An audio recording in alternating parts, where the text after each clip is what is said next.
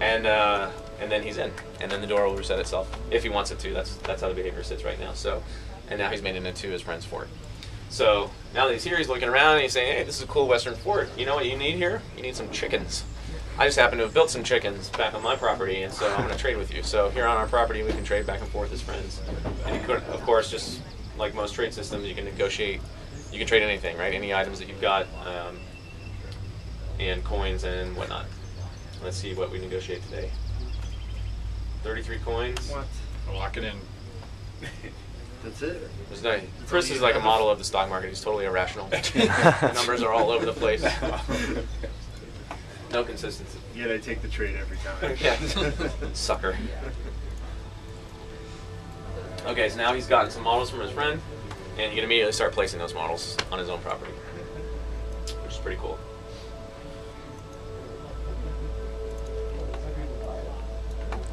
And can you put behavior on those chickens to have them walk around and cluck every minute or question. something?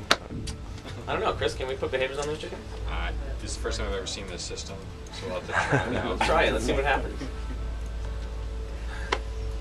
We were having fun when we were trying to figure out the script for E3, and we were all on Skype together playing in the property, and we were just trying out different things to see what worked and what didn't, and it was about an hour and a half of just basically laughing and seeing things not work the way we thought they would, but then it was like, well, if it does that, we can do this thing, and that was actually, I wish we would have recorded that session, because to me that captured the essence of what exactly what we're trying to do here, right? That you can come in here, you can be playful, you can just try out lots of different things, and maybe the stuff that doesn't work actually inspires an idea that does work, which is where creativity really, I think, takes shape. And it felt like, after an hour and a half, we were just having fun and not actually working. So I'll explain a little bit in detail what he's actually putting into these behaviors here. As Ryan is communicating to us, we need to add behaviors to our chicken, just like you suggested, by doing a chicken dance. So this one is an interact key, so you use the shift key to interact or the mouse, and anything that interacts with me, I will follow, is what that behavior says. So 2 blocks does that. These 3 blocks say, if another model touches me, I'm going to say yikes, and then I'm going to flee. I'm going to get away from whatever it was that touched me. And then this 3rd little string says, if I hear the words release the hound, I'm going to wait a second, and I'm going to change state. So this is actually jumping to a more advanced behavior level, because I don't know if you guys are familiar with state machines as a concept, but it's a pretty common AI type of thing. Very accessible. You can think of it as moods almost, right? Like if I'm happy, I'm going to behave a certain way. If I'm sad, I'm going to behave a different way, right? So now we can give him a completely different set of behaviors when he changes states. So now when he enters this state, the chicken's going to moo, because a moo is what a chicken does in Chris's world.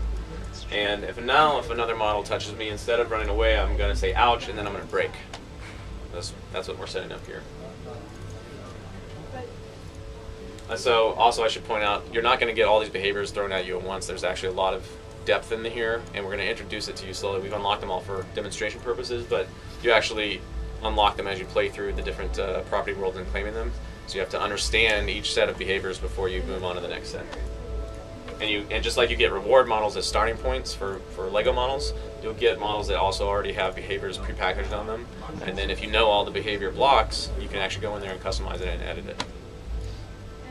Another thing you can do here is, I don't know if you were already doing it or not, but once he's set up a relatively complex behavior, he can copy it to his backpack and then copy it to any other model he wants with a simple drag and drop operation, so he doesn't have to do the same work again, in this case on 4 different chickens.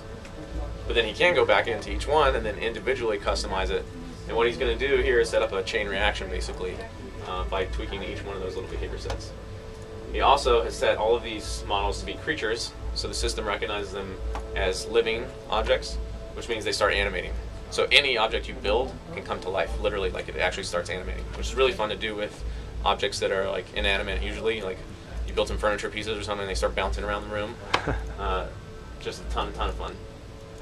So is this like one home that he has of many? Yes, you can actually claim multiple properties, multiple property worlds in LEGO Universe. So this is the first one. This one is linked off of the Avant Gardens world, and it's called Blockyard.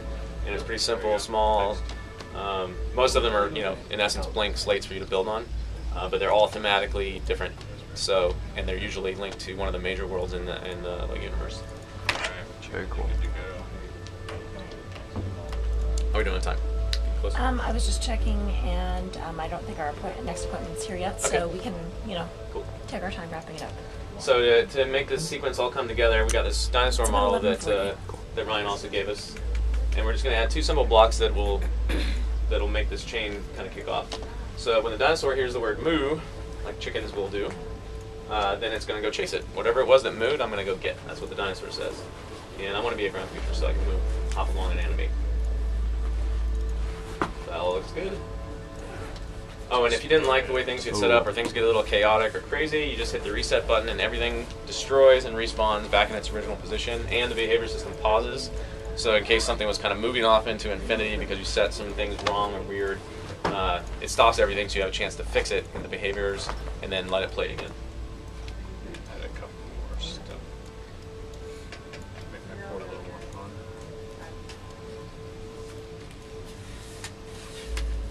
Yes, and you can just drag and drop to any model that you see in the scene if you already have the behavior defined in your backpack there. Alright. All right, we're ready to kick it off. Add off. Chickens. So Ryan can kick this off by saying the appropriate magic phrase in chat. So if he says release the hound, we're going to hear chicken say moo here in a second. There's one. Some of the chickens start running away because they get scared. Run out the back. The dinosaur's chasing the one that mooed. He says ouch and he breaks, and so we're simulating the dinosaur chasing chickens and eating them. Probably shouldn't put dinosaurs and chicken in the same place. And now if the models run into the other models around, they start breaking up the whole fort and chaos basically ensues. And so you can just have a lot of fun with this. And like I said, if everything's going wrong, like maybe this isn't what you intended to do, you just go back in and hit the reset button and you can keep messing around with behaviors like that. And again, your friend is sitting here watching all this happen and interacting with it in real time. So it's a super playful, fun experience. And you can imagine, well, we just hooked up in less than 10 minutes here, right? That's pretty cool. And what are you going to do if you have like a typical game session to actually play with, and you got your friends there and you're all bouncing ideas off of each other? I've So they're given gonna my be- life to this game, you understand? Cool. We don't want you to go that far. But Is there going to be voice chat with real friends or best friends? are we talking about that? I don't know if we're talking about that. I think something in the future. All right. We're definitely working on something. Definitely working on something. We're good friends with Dolby. I'll say that.